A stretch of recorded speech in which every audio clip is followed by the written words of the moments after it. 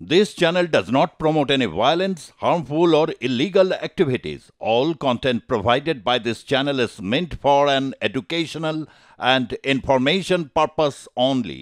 বারাসতে দত্তপুকুরে মুন্ডহীন যে দেহ উদ্ধার হয়েছে সেই ঘটনার মূল চক্রী যে জলিল তাকে বারাসতে দত্তপুকুরে আনা হলো। জম্মুতে সাম্বা থেকে তাকে গ্রেপ্তার করেছিল পুলিশ।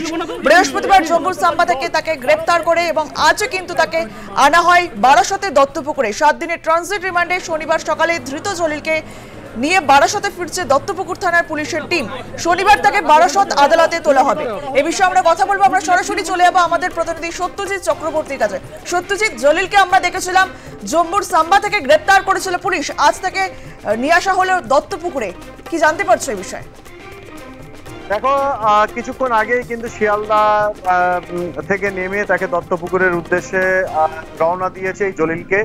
এই জলিল না মোহাম্মদ জলিল গাজী, যার আদি বাড়ি কিন্তু বাংলাদেশের সাতক্ষীরা জেলায় এবং সেখানে খুন, ডাকাতি সহ অন্যান্য দুষ্কর্মে সে জড়িয়ে পড়ে। তারপরে বেশ কয়েক বছর আগে সে দত্তপুকুর থানার বামনগাজী এলাকায় আসে এবং এখানে এসে কিন্তু নানা রকম চুরি ডাকাতি কাজে হাত পাকায় এবং এ সময় কিন্তু তার সাথে যোগাযোগ হয় হযরত লস্কর, যার বাড়ি লক্ষ্মীকান্তপুর, দক্ষিণ 24 পরগনার, এবং সে সম্প্রতি থাকছিল গাইঘাটা থানা এলাকায়। এবং বিগত কয়েক বছর ধরে কিন্তু তারা একটি গ্যাংয়ের সঙ্গে জড়িত ছিল, যারা ব্যারাকপুর এবং হাওড়া হুগলি জেলার বিভিন্ন যে কমিশনারেট এলাকায় সেখানে কিন্তু তারা দুষ্কর্ম করছিল এবং পাচারের 400 গ্রাম সোনা সহ লক্ষাধিক টাকার একটা লেনদেন নিয়ে কিন্তু বিবাদ বাঁধে হযরত লস্করের সাথে।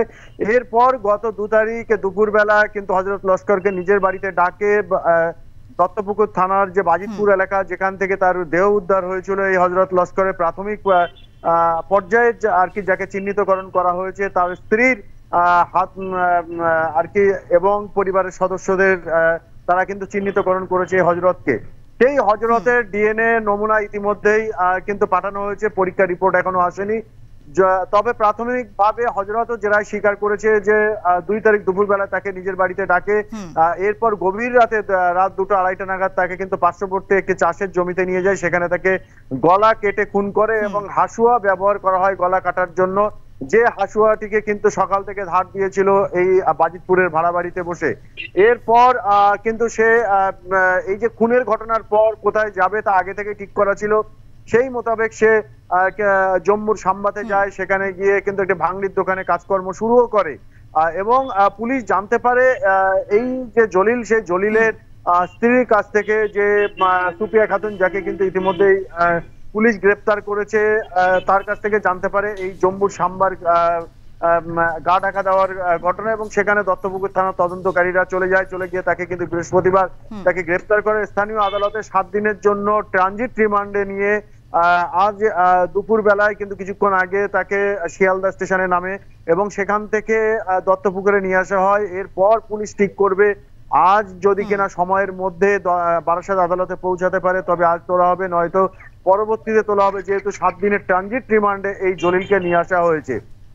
এখনো পর্যন্ত যে দেহের মুন্ডু অর্থাৎ হযরত লস্করের মুন্ডু, সেই মুন্ডুর খোঁজ এখনো পর্যন্ত পায়নি দত্তপুকুর থানার পুলিশ এবং তদন্তকারীরা মনে করছেন যে জলিলকে জিজ্ঞাসাবাদ করে এই কাটা মুন্ডুর খোঁজ মিলতে পারে, কারণ একমাত্র কাটা মুন্ডুর কোথায় সেই ঠিকানা কিন্তু জলিলই জানে, কারণ জলিল সেই কাটা মুন্ডু ফেলেছিল যাওয়ার পথে, অর্থাৎ জম্মু যাওয়ার পথে। কোথায় ফেলেছে সেই খোঁজ শুরু করবে, পাশাপাশি এই খুনের ঘটনায় আর কেউ জড়িত আছে কিনা সেই বিষয়টিও কিন্তু পুলিশ তদন্ত শুরু করবে এবং সে কারণে বারাসত আদালতে তুলে নিজেদের হেফাজতে নেওয়ার জন্য আবেদন করবে।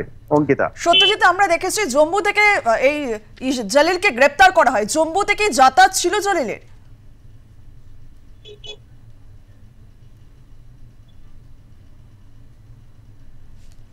সত্যজিৎ, শুনতে পাচ্ছ?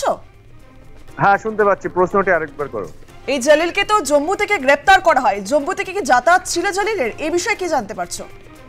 দেখো, যেটা পুলিশ জানতে পেরেছে যে আগে থেকেই কিন্তু নানা সময়ে অপরাধ কর্ম করার পর এই জলিল জম্মুতে গিয়ে সেখানে কিন্তু আশ্রয় নিত।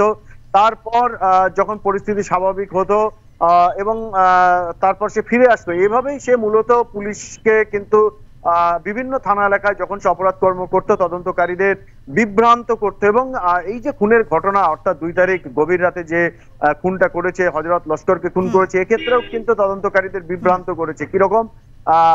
গলা কেটে কিন্তু মুন্ডু যেমন নিয়ে গেছে, পাশাপাশি তার গোপনাঙ্গেও কিন্তু আঘাত করা হয়, ক্ষতবিক্ষত করা হয়, যাতে করে এটা কোনো ত্রিকোণ প্রেমের সম্পর্ক এরকমটা সন্দেহ করে তদন্ত শুরু করে এবং বিভ্রান্ত হয়। আর সেই বিভ্রান্তের যখন পড়বেন, ফাঁদে পা দেবেন তদন্তকারীরা, সেই ফাঁদে কিন্তু পা দেওয়ার পরে নিজেকে রক্ষা করতে পারবেন জলিল, এমনটা ভেবেছিল।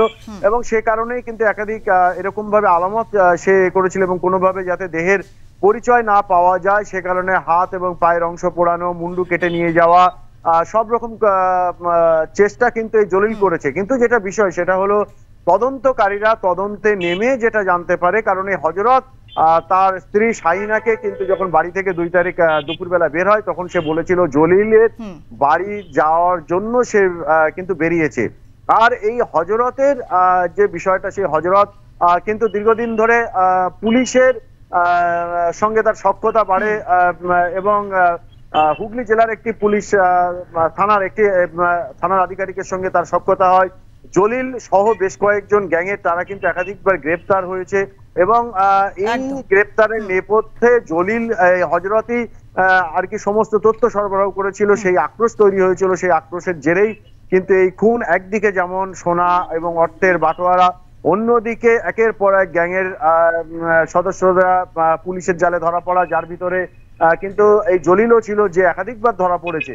সেই আক্রোশে জেরেই খুন, এমনটা কিন্তু প্রাথমিক ভাবে জানা গেছে। যদিও কিন্তু এই ঘটনায় এখনো পর্যন্ত সব মিলিয়ে গ্রেপ্তারের সংখ্যা 4, কারণ শুরু থেকেই গ্রেপ্তার করা হয়েছিল ওবায়দুল গাজীকে, যে হচ্ছে এই হযরতের তুতো ভাই। পরবর্তীতে গ্রেপ্তার করা হয় ওবায়দুলের স্ত্রী পূজাকে, তারপরে গ্রেপ্তার করা হয় কিন্তু এই যে জলিল তার স্ত্রী সুপিয়াকে, এরপর জলিলকে গ্রেপ্তার করলো। সব মিলে এই ঘটনা এখনো পর্যন্ত গ্রেপ্তারের সংখ্যা 4।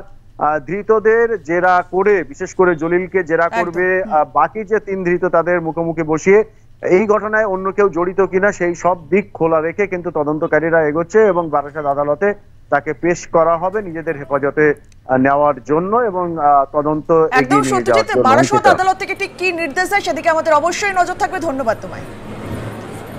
দত্তপুকুরের মুন্ডুহীন যে দেহ উদ্ধার হয়েছে সেই ঘটনায় মোট 4 জন গ্রেপ্তার। মূল চক্রী জলিলকে আজ আদালতে, বারাসাত আদালতে পেশ করা হবে এবং আদালতের তরফে ঠিক কি নির্দেশ দেওয়া হয় সেদিকে আমাদের অবশ্যই নজর থাকবে।